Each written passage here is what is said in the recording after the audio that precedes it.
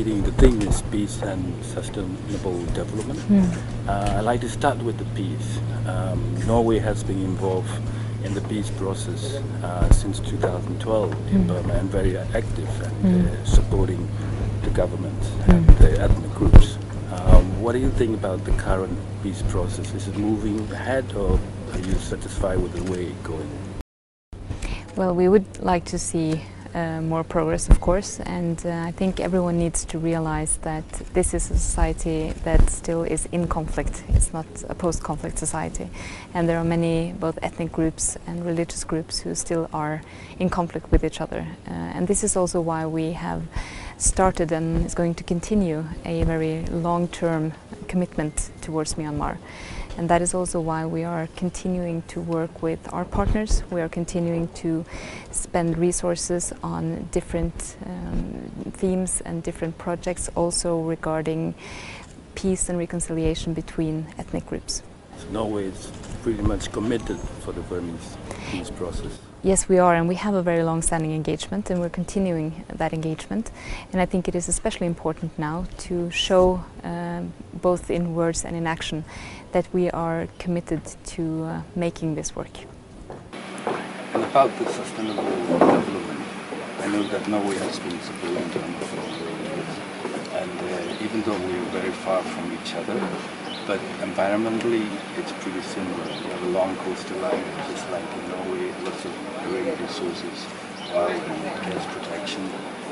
What kind of development aids or assistance you're willing to support? We are working along multiple lines. We are both working with basic needs like education, healthcare, and all the needs that needs to be covered for people to live good lives. But we are also working more long-term with energy, environment, development, and also Norwegian businesses and enterprises who are coming here and starting up and investing in Myanmar. That is also an important part of the Norwegian engagement. You just met Aung San Suu Kyi, the state councillor. What have you discussed? It was a very good meeting. We had an open and frank exchange of views, and my messages to her today was the same as I gave in the plenary yesterday. When it comes to the situation in Rakhine State, we need to get an end to the violence, we need to secure humanitarian access, and also a safe return of the refugees. And my understanding is that when we have given this message throughout these 2 days, we've given the message both from European and Asian countries, and we are doing so because we are friends of Myanmar. We want to help, we want to assist, and I do feel that the message is also well taken. Just the last question, what is your message to the people of Burma? Well, my message would be that we are friends of the people in Myanmar. We are friends of the peace process and democratization, and that is important to us because we have a long-standing commitment and engagement that we will continue, and we want this to succeed. Thank you. Swedish, feminist foreign policy, which is really known not just in Sweden but also worldwide. And there are lots of success with your policy.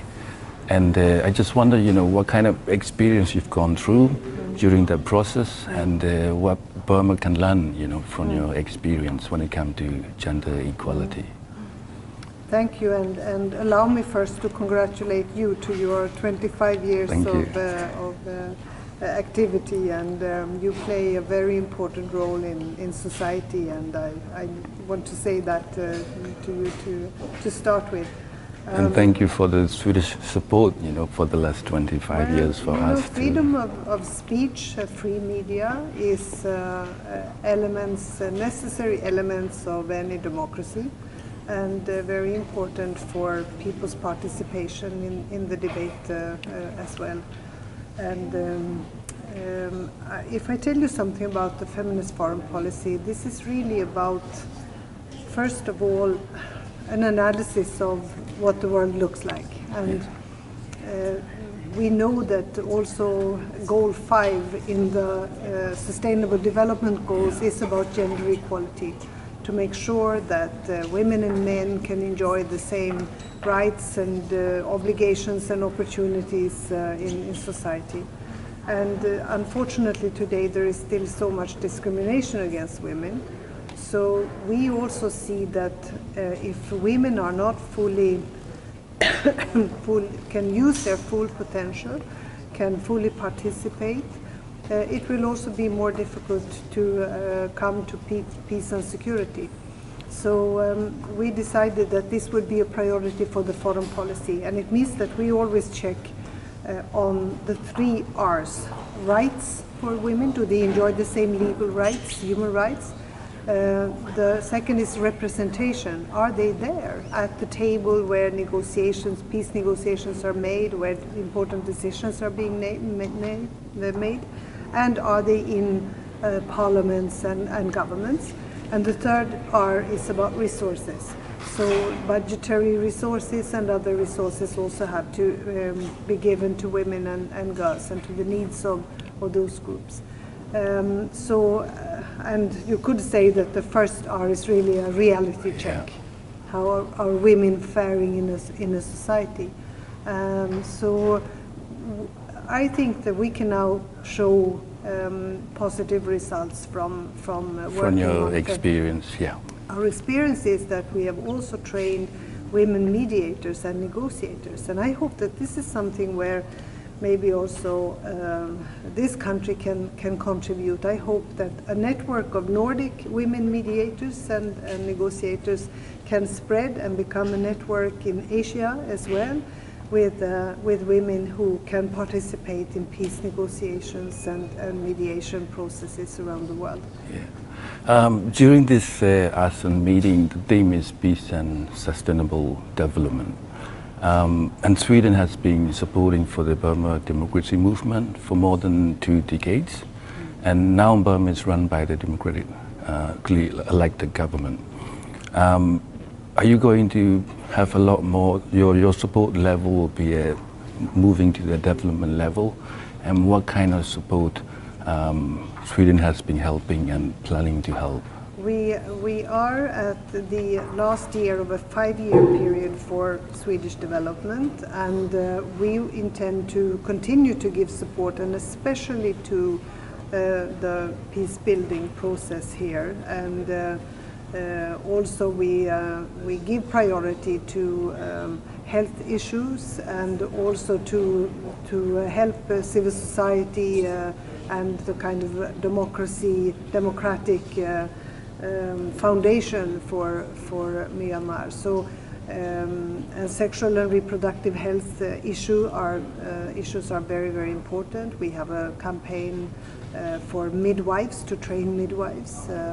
So these are the areas where we have been very active so far, and we intend to continue to do so. And with the political and diplomatic context as well, we think we can hopefully help also in the future. We are represented at the Nordic House in Yangon, and we support many different projects within these priority areas. Okay. This morning you met the State Councillor Aung San Suu Kyi. Can you tell us what you discussed? Very much of the debate, of course, has been about the crisis in Rakhine State, and also the fact that hundreds of thousands of people have fled and are now in refugee camps in Bangladesh. And I myself visited Cox's Bazar the day before yesterday. And this is, of course, what most of us also wanted to ask State Councillor Aung San Suu Kyi about, because we need to understand better what is going on. We need to insist on, because all the interest from the rest of the world is on what is going on here right now. This is the largest humanitarian ongoing crisis that we have in the world.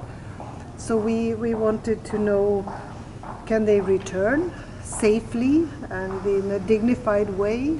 Can they be recognized? Can they get statehood or citizenship? Can they, why is it that we cannot call them Rohingyas? They call themselves Rohingyas. So we ask these questions, and we also want to make sure that there is accountability, because the suffering of these people has to be recognized. And that has been clear from all of us also who visited and who care about the future of this country. And at the same time, we want to be helpful. We are here to support and help Myanmar to get out of this crisis and find a peaceful future, also for the Rakhine state.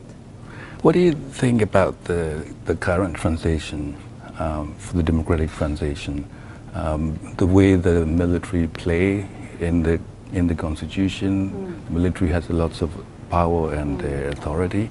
What do you think the current transition going ahead? Well, this is also some of the questions we of course ask, and we say that we want to be here to support sort of a peaceful development of Myanmar, and I think look out for the tendencies to shrink the space for civil society organizations, for free media, for the freedom to meet and talk and discuss and criticize, because in a democracy this is crucial. And of course reconciliation will be very important in those states also where there has been a lot of violence and still are violent clashes. And the fact that you are a multicultural country also poses a lot of difficulties and challenges to a country, and to find a way forward for this with a dialogue, intra-religious or intercultural dialogue, will be, I think, crucial. And again, you have to do it your way, but maybe there are experiences that other parts of the world, other countries can share, and we can support and be helpful. And that was really the message also from countries that attended this meeting this time. Okay, thank you very much, Thank you Minister. very much. Okay.